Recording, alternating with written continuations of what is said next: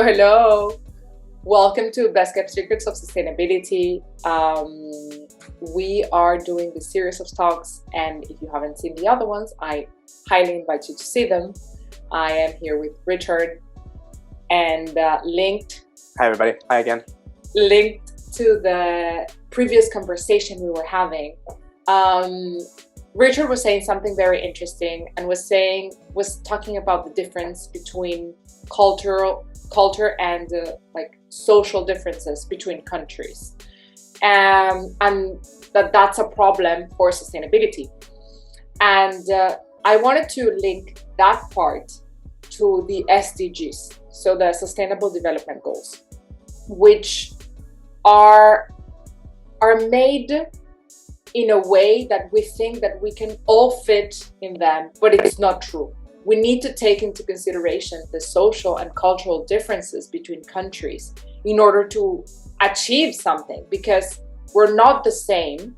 And just like a very easy and straightaway example that it can come to my mind is that we in developed countries, we say, underage people can't work. And it is true, they should be studying, but we can't say they can't work and it's illegal to work when we are personally not focusing on giving them the right wealth to allow them to go to study. Because if their parents would earn well, then the kids would be able to go to school, for example, and study and aim for a better future. So we're criticizing something like that, but we're not doing anything to change it. So what do you think on that, Richard? Like, why does SDGs fail, and what could we do to make them work, or to at least achieve more results?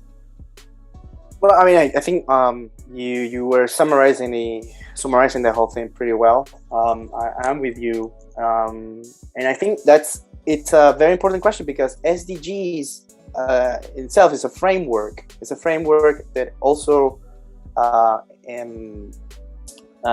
NGOs and private sector companies are also following and are also using as a guideline for their investment decisions and how to innovate. And I think this is not new. It's not something that is new. I mean, the SDGs, before the SDGs, we have the Millennium Goals that they're always SDGs. Yeah. I mean, the precedence was the Millennium Goals. Then they evolved into the SDGs. Yeah. But in the essence is that they failed. The Millennium Goals, they weren't reached. They've been up since 1965 or something like that, no? Well, no. I mean, the Millennium Goals were in the beginning. No. They exist for 15 years. They do it every the objective is for them to be in act for 15 years. Sure. To solve the problem. So what they do is that they gather up together in a world conference where they discuss the main problems around the world, and they decide which are going to be the goals to mitigate that problem. But no, my question was actually since when are we doing this? And I thought it was since the 60s, more or less, but I'm not sure. I mean, it's more a general knowledge question. It's irrelevant. Say that as far as I know, based on what I know the Millennium Goals. I don't know exactly what was before the Millennium Goals. I know that the first time we started, that as a global or international community, we started talking about sustainability and climate change, or at least environmental degradation. It was during the 1972 summit in Stockholm for the Human Development Summit. It was a UN summit, so most as far as I can remember. Started there. Yeah, I mean, that was the summit when governments started talking about how to solve issues. Asking also questions. I mean, is our economic system actually part of the problem? and a scholars came up with this research. It's a book. They call it The Limits to Growth. And I think it was a pretty revolutionary thing back then, because in essence, they through research and studies, they proved that our concept of limitless growth was damaging the environment, because we have a finite Earth with finite resources, but the economy in itself, the classic economy, thinks of the resources as limited, but the economic growth as limitless. And that makes, I mean, at least I'm saying this in a very high level. I'm not an economist, but I'm trying to summarize and get to the point. I mean, that was a watershed in terms of understanding the relation between the environmental degradation and the economy and our economic models, and what was the impact. I mean, if we didn't change that mindset of understanding that you cannot think of the economy as limitless. I mean, not the economy, the economic growth, sorry, as limitless, while you have finite resources in a finite planet. You always will not see the bigger picture. You will. But the thing is that it could be limitless if we wouldn't think only on tangible things. Because, for example, one solution for the waste is to provide services. So if we would provide services or experiences, we could continue growing economically without necessarily having tangible things that are damaging for the environment. No? Yeah, but I guess, I mean, when it comes to waste, just let me finish. I'll finish with this part very quickly. No, it's okay. What I'm trying to say is that after that point is when governments and the international community started talking about sustainable development. Yeah, and these concepts started to come out, and that's when the concept of sustainability came to the public as a concept of using the resources in the present without compromising the ones for the future generations. Yeah. But it is pretty much BS, because we're compromising the resources of the future. And in fact, 20 years later, when the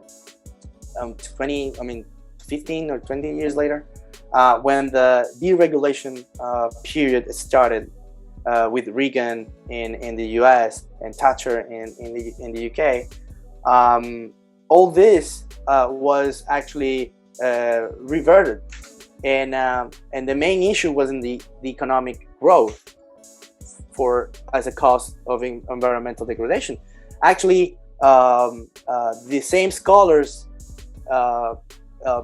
pretty much say that the opposite in a new research, in a new book, because the mindset of the people, I mean the mindset of the private sector and the governments had fundamentally changed. And it was not only a political thing, it was, I mean, not only an economic thing, it was a political thing as well, because it was one of the main differences between the West and the Soviet Eastern Bloc. That of the economic growth was limitless, and for it to be possible, you needed to deregularize the economy.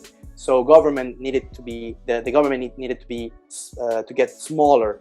So you weren't for big government, and so the government started, let's say, relying on the private sector to tackle these issues.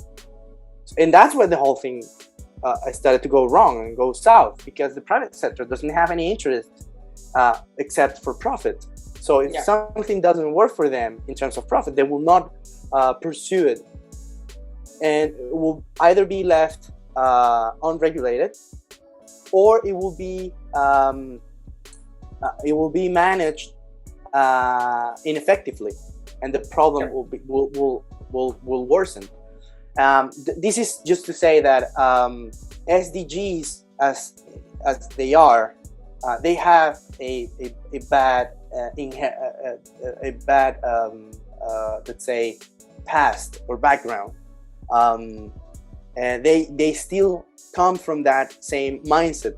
They still come from that same perception of how to deal with these issues. And for me, they are a failure in terms of most of them are contradicting. As I was saying before we started this conversation, the first SDG is no poverty, so eradicate poverty. Yeah. But then, how do you eradicate poverty if you don't significantly, radically change the economic model? Our economic model is based also in a class system. Yeah, so which is basically the first episode, like the first conversation. We have this pyramid where there's just very few people earning a lot and having everything, and there's a lot and like a massive amount of people that are basically treated as the garbage of society. And either be within countries and as a global of course. So there's the rich north countries, western north countries, and then there's the poor south of the world, and that creates a huge discrepancy and problem to reach these SDGs. I mean, this is not a tiny difference. This is not something that it can be solved only by committing to these very by writing 17 goals.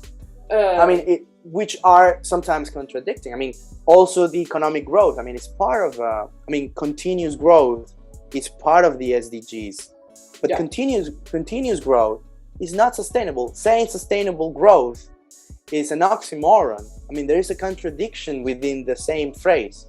Yeah. Because sustainability and growth are very hard to put together. That's No, in fact, I agree, and I think it's that's the best way of saying, well, we are following an SDG. So basically, for a very aggressive capitalist mindset, then that's your pacifier to say, okay, I did my thing because I am following one of them, and the rest is who cares. And actually, and that's something you want to sell to the public opinion. I mean, like, what I'm going to say is public opinion. What I'm going to say, it's really sad. There is this beautiful documentary, and I say beautiful because it touches you a lot, which is about fashion.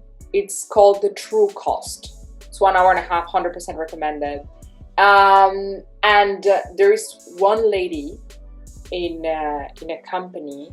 It's a US company, and the person interviewing her said, "But don't you feel bad that, like, look at your surroundings and people in the factories are struggling and not, like, they're not having a wage, like a proper wage," and like describing all the situation. And she literally said, "No, what should I, like, why should I feel sorry if I'm giving them the opportunity to have a job and they need it?"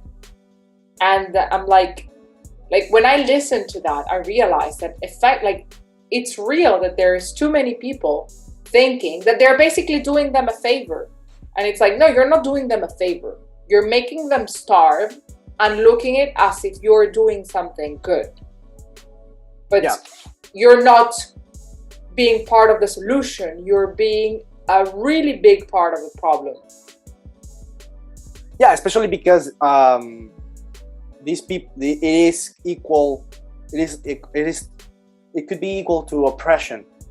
I mean, that people... Yeah, exactly. You put people under the circumstances of having no choice. And I was reading with this, it's 100% related, but it's not directly linked to sustainability.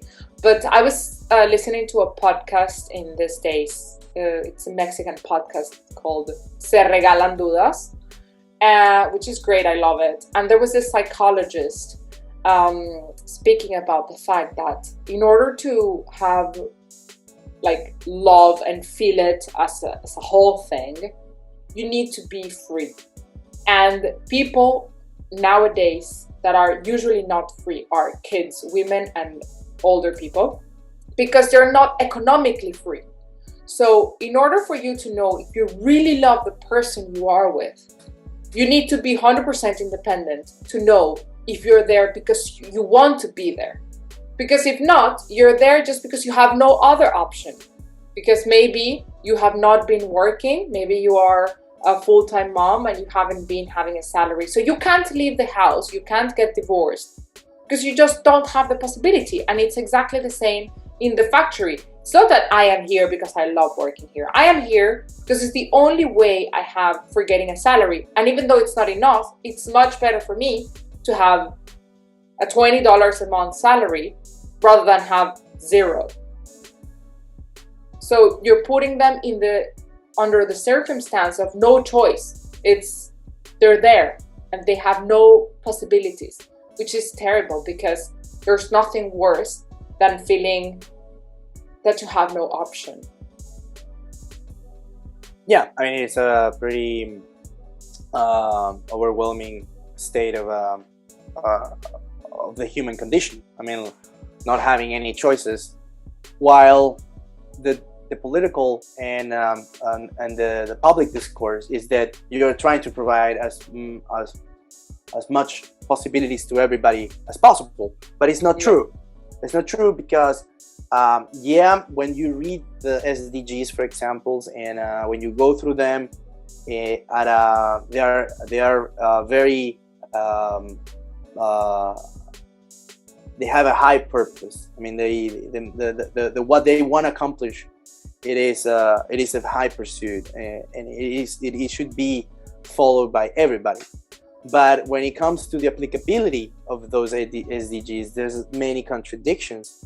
Yeah, you see they're ephemeral. That remarks those and stresses the differences within countries and in international, as an international community, among countries, and how difficult it will be to achieve all of them for a single country. Yeah, because exactly. There's so many complexities within each country and within each society, and they are not easily applicable or reachable. And I guess the private sector here plays a big role, because it is for them good to have this guideline, this framework, and said, okay, our mission is in compliance or follows these SDGs. What we're doing should actually take us to reach those specific SDGs. But then they're only for image purposes. I mean, when you go into the detail, and I don't have specific examples, but as I was mentioning, I was reading this very interesting article in Foreign Policy by an author that I really like. His name is William Easterly, and he criticizes the SDGs very strongly because of this. There is a lot of contradictions within the SDGs, and they see more of an excuse rather than a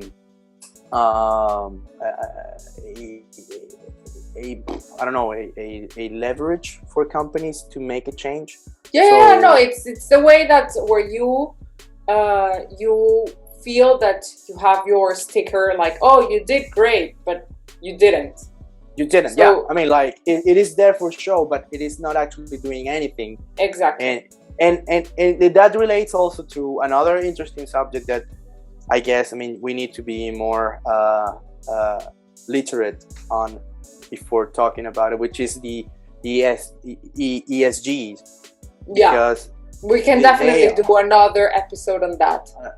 And they're pretty interesting as well. But in itself, they show there is a shift from the private sector for companies that want to invest in environmental responsible companies and assets, but as a driver of change, I mean, as a SDGs as the right tools to tackle climate change and sustainability and to work on these issues. They could be, and they seem to be pretty ineffective. They are really good to show the public you care, but in terms of applicability and what it is actually being done, they make very little difference from before. Yeah, it would be great for you to share the link with us so we can put it in the description. I'll share the link. Share it. William Easterly, and I don't have anything on the ESGs as it is, but there's a very interesting podcast from the Financial Times. It's called Behind the Money. I think I already shared it with you, and I think that we can also put it in the description too. It's a pretty good introduction on ESG, on the topic. Yeah, on the topic of ESGs. Yeah, amazing. Well, I think with this, I don't know if you have anything else to say before we wrap it up. Regarding in terms of SDGs, I mean that the topic is extremely broad and we could speak for hours, but anything else that we didn't mention? And I mean, to me as a concerned citizen, in terms of SDGs, and someone that will really, I don't have any kids. You have kids, for example. I don't have kids. I'm not thinking about their future, you see? I mean, I don't have kids that I have to think about their future. But if I had kids, I would be very worried that there's a lot of talking, but very little is being done. Yeah. And we are, again and time and again, being told and being showed how governments, they meet up, they have their big discussions, they have their big COPs, and then they make these goals that are beautiful in written, but when it comes to the reality, they are pretty much impossible to apply, and they are not implemented. They are not an obligation for this for companies. It's a guideline. It's a guideline, but they are. It is nice to have, but I mean, if you don't want to follow them, you don't. Yeah, in fact, that's why regulations are mandatory for like in the countries, and there should be more taxation on the damage you're creating. So to at least... but even for example, even the Paris Agreement. The Paris Agreement is an agreement that is it puts obligations for governments, but it doesn't establish any obligations for the private sectors within those countries. Yeah. No, there's too many like that. And that's a contradiction. I think a good example is what happened in Holland, where the court there established that since Holland signed the Paris Agreement and they have an obligation to reach those targets, companies such as Shell, which is a Dutch company, must also reach those same results as the country, because it's an obligation of the country. So it's an obligation also of companies that are Dutch companies that are polluting. Dutch is one of the largest oil producers in the world, and by 2045, Shell, Shell is one of the largest oil producers in the world, and by 2045, they will have to reach net zero target. Yeah. Wow. To be in compliance. So it's a court ruling, which is pretty important, because you're making a private company, an oil company, responsible to reach the same targets that were agreed in the Paris Agreement. That's amazing. So these are interesting stories, and I guess SDG, the Paris Agreement, SDGs, all these frameworks, they could work, but you need the political commitment in each country, and you need a political commitment from among countries, which I guess now is a very utopistic thing. I mean, we have a war here in Europe. It is pretty much the world order is changing. Yeah. And we're missing the bigger issue that involves everybody, which is climate change. These issues. that will actually put a which the war, by the stress, way, and would endanger the human civilization. Yeah. And it is reverting any steps that we any step we did further. We definitely took it back. But let's say that that's not even the worst problem, but let's not get into there. Sure.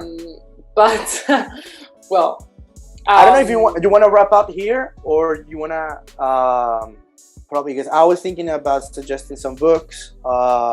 Definitely go ahead, and then we take it that as the wrap up. It would be great to well, I mean, apart from the books and the titles, the links that I just shared, I mean, I will recommend, there is a book by, wait, I have it over here. It is The Uninhabitable Earth. You can see it there. It's by David Wallace Wells, and it's a really good book. It's really well written. It gives you a description, it doesn't sugarcoat anything, of what is going to be living in a world that is changing dramatically, and even faster than we think, and how we can adjust. And whenever we cannot adjust, we will have to just cope up with the fact that we're losing Earth, like the famous article in the New York Times magazine. That actually was one of the articles that I read. I read that article after my mom died. It was a pretty tough period in my life, and when I read that article, I was pretty lit up. I mean, I was very inspired to be more involved, to get engaged in these talks and understand better the whole issue, because back then, until then, the issues, I mean, and the consequences and the possibilities, how our lives will change, how the world order will change, how our civilization is under threat, because the world will continue. I mean, the natural world will continue, will adapt to the scenario of a changing climate. But human civilization will be difficult. It will survive. We as humans, we maybe will survive as a species, being again hunters and gatherers, wandering through Earth aimlessly, because we don't have a home anymore, we don't have a country anymore. Which, I mean, in a very utopistic way, it will be better. We don't need countries, we don't need frontiers. These are common issues, common problems. As a civilization, it's a pretty dark scenario, because we will be faced with all the threats that nature puts on our existence, and it will be in an even more delicate environment. It will be even harder to survive for us. So this is one of the books. I have others. I will share the link. And you spoke about utopias. I have one book to recommend as well, which is called Envisioning Real Utopias. So, as you say, an oxymoron, by Eric Olin Wright. And it speaks about ways of utopias, on how we could live to have a better society and a better world.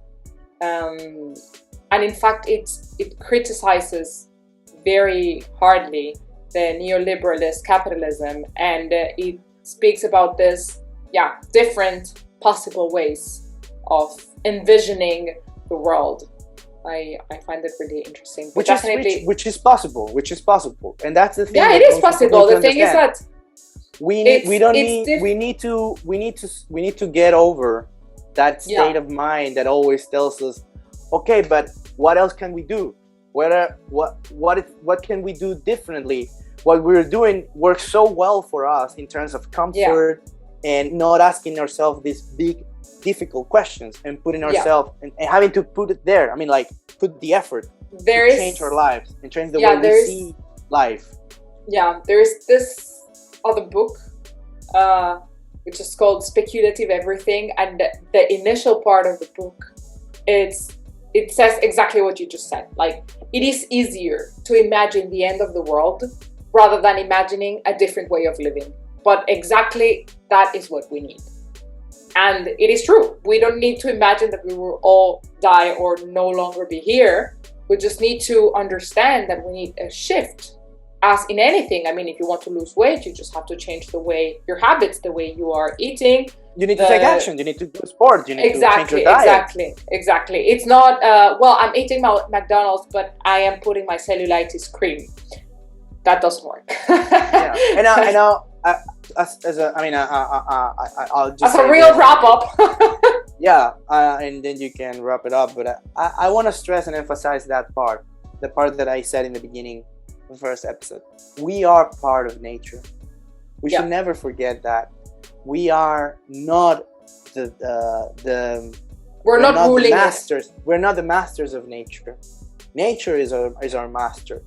We have so much fixated our minds into them in a materialistic way that we forget that nature is both. It's our material world, it's our physical world, but it's also can be also our spiritual world. Yeah. And it is our spiritual world. Everything that's inspired our religions and our spirituality comes from nature in the end. And we need to respect that. We need to find again our place in nature and not out of nature. And by the way, to that, there's a very good article called "The End of Nature." It was written. It was "The End of Nature," and it was written in 1986, I think. So before I was born, even. And when you read that article, it was done by McKibben, I guess is his last name. He's been an activist all his life, and he writes for the New Yorker. He's the founder of 350.org. And when he wrote, when he wrote that article, many of the things that he was saying, if you read it now, you think it's current. That you will think that it was written right now. But many of the things that he was saying back then and the things that he was anticipating are happening. And we need to cope with that. We need to be conscious that we need to recover a place in nature. We need to help nature recover. And in order to do that, we need to feel part of nature. Yeah, I love that. Thank you. That's an excellent wrap up. Thank you very much, Richard, and thank you very much for everyone who listened to us. See you in the next talk with Richard. We have a lot of things to say, as you can tell. Thank you. Bye. Thank you for having me. Bye. Good luck.